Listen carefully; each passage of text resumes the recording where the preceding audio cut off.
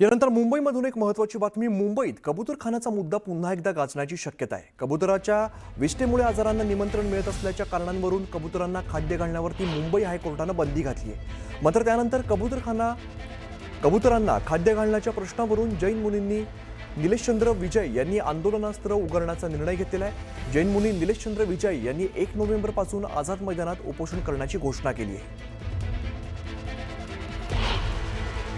बघा, मी पूर्व विले पार्लामध्ये जे मंदिर तुटलं होतं BMC द्वारा, त्यावेळे मी लोकांना आवाहन केलं होतं. तरी पण एका रात्री व्हिडिओ व्हायरल झाला तर त्याच्यामध्ये 30-40 लोक एकत्रित होते.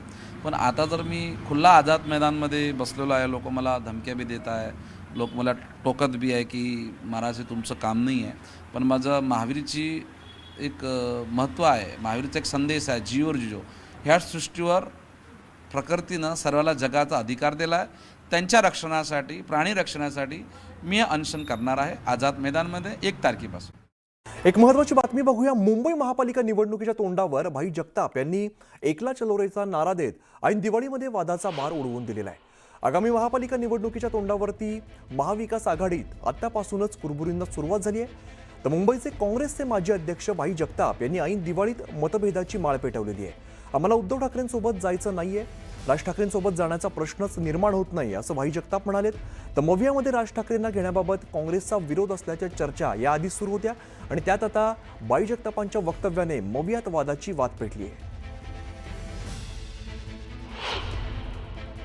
असं कोणी गॅरंटेड सांगू शकणार नाही की नाही एवढ्याच जागा येतील तेवढ्याच जागा येतील. पण एवढं मात्र मी नक्की सांगेन, काँग्रेस स्वबळावर लढल्यावर काँग्रेसचा आमचा महापौर बसेल किंवा काँग्रेसच्या मदतीशिवाय महापौर बसणार नाही. पक्षामध्ये निर्णय घेत असताना कोणी वैयक्तिक त्या ठिकाणी निर्णय घेत नसतात. एक सामूहिक निर्णय असतो जो पक्षाच्या श्रेष्ठीनं सांगितला जातो आणि पक्षश्रेष्ठी त्याच्यावरती निर्णय घेतात आणि त्याच्यानंतर अधिकृत जी भूमिका असते ती सांगितली जाते.